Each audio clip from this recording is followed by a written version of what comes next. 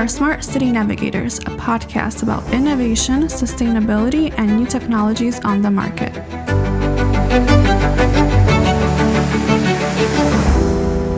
This podcast is brought to you by Naviparking. Having started his career as an entrepreneur in the creative and consulting sector 6 years ago, Ahmed Rafiey is a luxury brand strategist by degree, Naviparking's very own global brand manager, and its country manager in Kingdom of Bahrain. Let's welcome Ahmed Rafiey in today's episode of Smart City Navigators podcast. Ahmed, welcome back. Hi. How are you today? Glad to be back. Good. As always. Happy to serve. On a previous episode, we dive deep into branding, into a definition of branding, and also about adaptability, innovation. In today's episode, we have something special, and it is a very hard topic, but it's very important, to branding community. So let's start from the grit. What's in your definition is the grit? Okay, the grit is the ability to persist and have the strength to move beyond the obstacle. In human condition, that obstacle might be mental obstacles or physical obstacles, but in business, it's the ability to go into a market and have a very long wait up until the right time comes. And when the right time comes, you'll have to give it your all, persist, so that your solution or your product is actually part of the narrative of the market. And we did that, for example, at Naviparking. We've been around for 6 years now, and in those 6 years, we worked from the management, from the executive management benches to the most junior employee at the company. We worked very hard to get our narrative into the market in the beginning, in the right time as well. Then we went on and said, okay, now we have to bring on the solutions and tell them, okay, here's the comprehensive offer, and here's the comprehensive description of this such and so solution that you can take over and make it your own and create efficiency and productivity and sustainability in a community or in a city. So that is what I mean by grit in my perspective. It's about going in to the market, having a market entry strategy on all of that, but also waiting for the right time, strategizing carefully so that you don't spend or hemorrhage your funds as a technology startup or a scale up, and then never get anything out of it. And we're seeing that. For example, there are some startups that don't have that idea of grit. They would go into a certain market, hemorrhage money in the sense that they would buy office spaces. They would go for massive funding of hires and so on and so forth, without grabbing onto their main core DNA and their purpose and their overarching strategy of why they actually go into the market. So in our case at Naviparking, it's completely different. And I'm giving these examples about our company because there is a lot of value that we created over the past 6 years with regards to grit. And for example, a lot of services nowadays you can do online. Yes. So you don't necessarily need office spaces per se. You do need them. Right now I am in one, but not necessarily all the time. So there's the idea of flexibility and what we covered in the last episode, adaptation and adapting to the market and the situation and the circumstances in front of you. That is completely mixed with the idea of you'll have to wait for the right time, strategize in the meantime, and go for it with a shark's bite when the time actually comes. So this means the grid, it includes patience. It's patience, right timing, and the ability to persist. And let's cover this part, which is persistent. Maybe I did not really highlight on persistent here. Persistent in the sense that you, even when you enter the market in the right time, you'll face those obstacles. You'll have to first of all be ready with the strategies in order for you to either avoid clashing with the obstacles, or go around them, or jump up and move forward. It's because a lot of companies, when they have already faced obstacles of market entry, then they will face obstacles of persisting in the market and allowing their narrative to actually diffuse. They get tired or exhausted of doing that, and plus their funds are getting hemorrhaged. They're losing a lot of money while waiting and for the right time, and then persisting and chasing the goal while a lot of obstacles are there. This is the thing I was trying to figure out, how to be patient and have ability to stay in the market as a startup, because it demands cash flow all the time. Definitely, it demands cash flow, and this is why when you have a purpose-driven technology startup, you also have to steep down to the reality as well, not just the cloud nine of a purpose, right? You'll have to find a way whereby you can sustain yourself while waiting for the right time and doing those, let's say, or going for market entries. You'll have to put your purpose in an overarching level, go down to earth, see where the revenue stream right now is, so that you can sustain yourself and become not profitable, but at least you can sustain yourself financially. The costs and all of that, you can cover that, while it gives you the ability for you to keep on strategizing up until you get to the right time, and off you go to the races. Deploy. You said something curious, that purpose, and you just even pointed out that the purpose is something like, on the top of our head or somewhere in the clouds, and the financial stuff is really grounded down to earth. Why is it just, do we have to think about the purpose and the money about, in those different categories? We do, because a purpose, to my perspective, and at least in the field that I'm in, it's more about the greater good. It's more about the what disrupts a market, what disrupts the entire world. So, for example, let's take a very fierce company in our mobility sector, which is Uber. Their purpose and vision is one word: mobility. That's it. But when you take that one word, that spans, that is broad, that is vague, it has a lot of domains that you need to address. But Uber looks right now at Uber Eats, so the food delivery service, and they look, because that can sustain them. They look about let's say taxis, the taxi business, and that is sustainable.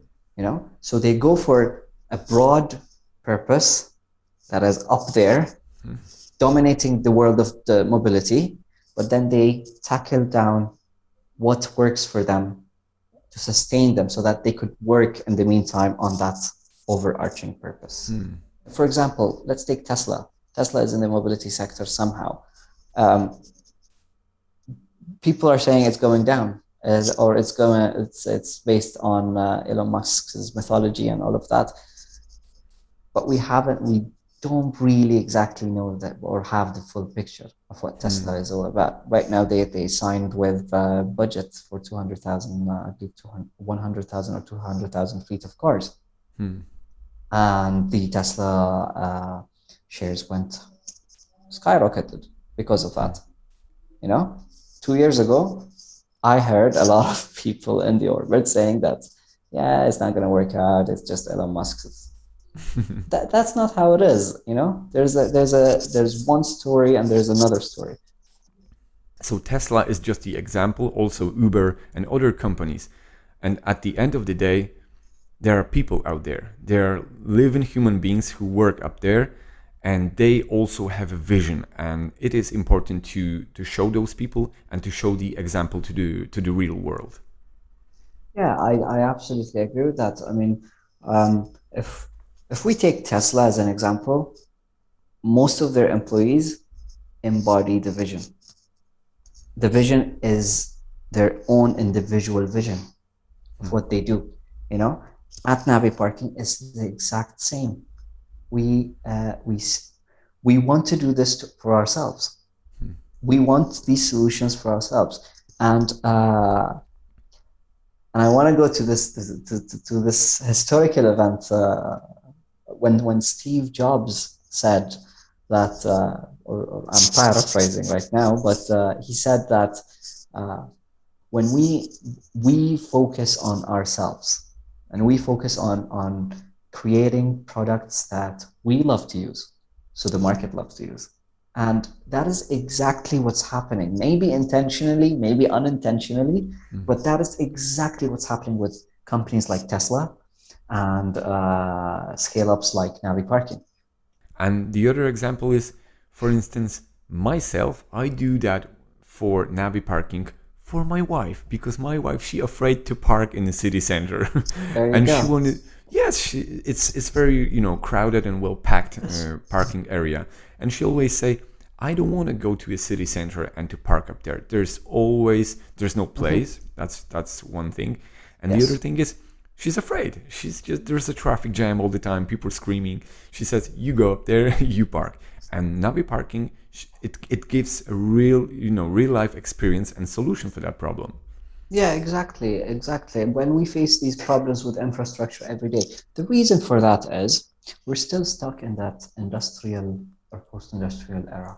We're still stuck there with everything else. So when it comes to urban infrastructure, there are buildings, there are parking facilities that were built decades ago, right? Now, the solution forward in a typical mindset would be to build more infrastructure, build more buildings and facilities and so on and so forth, develop those stuff, Our solution is to keep those infrastructures as they are, but to optimize their usage. And we have the capabilities to do that. Our solutions have proven that the solutions can do that. We have case studies from across the world that with our solutions being adopted, for example, one company that, of course, I cannot mention, but one company were able to reduce their operational burdens, their maintenance costs. They were able to optimize the usage of their parking lot due to the solution schemes that we implemented after studying the parking infrastructure of that particular company. So it's a lot of things happening in the background that the user or the citizen or the customer is not really seeing. It's like I posted the other day on Instagram this photo of an iceberg where the little of it is what you actually see and the rest you don't, right? That's a small tip. Yes, and that is us. That is us. This is what we do in the background. We do a lot to make sure that, for example, your wife can go to the city center at ease of mind and peace of mind that she has a park reserved there. For example, that she can pay through the application without the need to talk to anyone or touch anything or get worried on whether she's going to run her errands in time or not. Yeah. So you see, there's efficiency, there's productivity, there's planning, all of that combined in one platform in your hands. And I think that's a great definition of sustainability. Yes, and that is why I said before, it's part of our DNA, sustainability. We reflect sustainability on our solutions, and this is my advice to any company in the technology sector and mobility sector.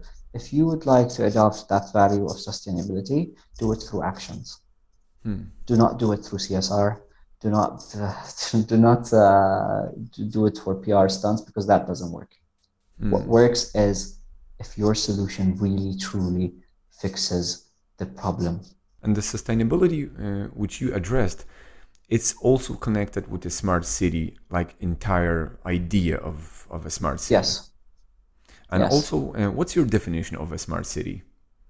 A smart city is a group or a community of individuals who are collaborating in an online space or an online capacity, whereby there's efficiency, there's productivity, there's a ideal sunny day. If I were to divert a bit, where you use technology to carry out your daily essential tasks and activities and digitally and seamlessly. That is a smart city. That is what it does. Now, our platforms, for example, we can integrate them anywhere, in any form we would like when it comes to digital parking. But at the same time, there has to be a willingness from the city that is trying to evolve to integrate itself with our solutions at the end of the day. For that, we'll have to show that we ourselves believe, and I'm going back to the team part of things, we ourselves are believing in the idea of a smart city. For example, in Europe generally, there are a lot of applications floating, but most of them are being actually used because people have accepted the fact that technology is just part of their lives. So whether it's for parking or food delivery or booking a desk in a co-working space, it's a given. Across Europe and my travels there, I've never witnessed a European who actually complained and said, or didn't have any idea on how to navigate towards anything, towards a co-working space or a university campus, because all of it is on an application. And everyone knows how to use that. And everyone has a smartphone. And everyone has a smartphone. And we do have that across the world, definitely, But surely there are developing countries, and those developing countries and economies will need technology on their backs for their economies to become more diversified, for their economies to become more sustainable. And digital parking and digitalization in general, what we do as Naviparking that's what matters, because urban infrastructure really affects daily lives, really affects human condition. And it might affect in a positive way, but also in a negative way. Negative way as well. And when it comes to the negative effects of it, let's say tomorrow the internet goes down, right? We don't use applications anymore. We can't enter a parking lot. We do have backup systems going on for us. We do have backup flows. We don't think in a linear kind of way. We do think in a matrix kind of way, whereby we do see beyond technology what could happen, right? What are the risks as a company? And definitely my recommendation for any technology company is to stick to your solution, surely, okay? Don't try to force the narrative, of course, adapt to the market, but stick to your solution. But at the same time, understand that sometimes it might fail, because you're based on the internet, and sometimes internet connection outages happen. It's normal. It happens. So what are your backup scenarios for that, for example? Any more tips because you've already gave so many tips in this episode. Maybe some summary of this episode from you. Well, I have a message to send across to the listeners wherever they are, in whichever sector or in any country across the world, which is if you'd like to create impact in this world from your career or your work, choose a company where you actually can embody its vision onto yourself. A lot of people go behind wealth and money and how much is my salary and all of that stuff, right? What's important is environment. What's important is how can I work for the greater good, and how can that greater good give me the resources and the wealth and all of that so that I can actually deliver at the end of the day. I know that humans at the end of the day, all of us want to be comfortable financially and materialistically. But at the same time, we're in a world that is hectic, that is cruel, and surely that's a point that people will take against me on saying these things. But I'm a realistic person, and when I see the world like that, I want to make it better. I want to make it easier for a lot of people to live in, and that is why I joined Naviparking, because I believed truly in its vision. That is why I work every day with two massive positions, just to deliver, because I know the end result will be huge. The end result will change how people see their cities, how people see their lives. That is way bigger than my selfish needs for wealth and money and all of that. Granted, everyone wants them, but the greater good matters as well. Because let's go to the root of this message, and why I'm trying to send this message across is because a lot of people are looking for the quick fix. A lot of people are looking for just have fun and enjoy life, and you can do that when you embody a vision of a company or your work that matters to you, and then it's not really work. It's just you're having fun, right? And if anything, I believe you know the YouTuber Ali Abdal, right? He always says that. He always says that if it's fun and you're enjoying your time, it's not really work. It's not really work. And that is exactly, at least what I'm feeling like working for a smart technology company.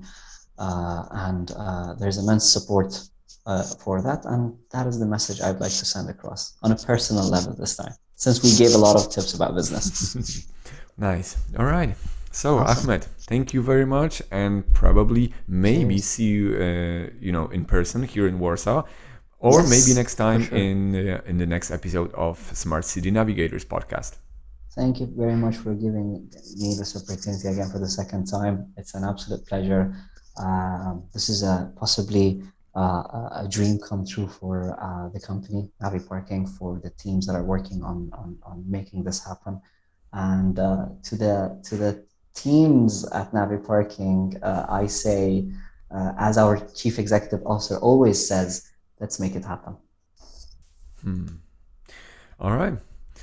Thank you for doing this interview. Cheers. Thank you. Thank you for listening to Smart City Navigators podcast. We hope you enjoyed today's episode. Join the conversation by leaving a comment and sharing your thoughts. And don't forget to subscribe so you don't miss the next episode, in which we'll do another deep dive into a topic related to innovation, sustainability, and new technologies. See you next time.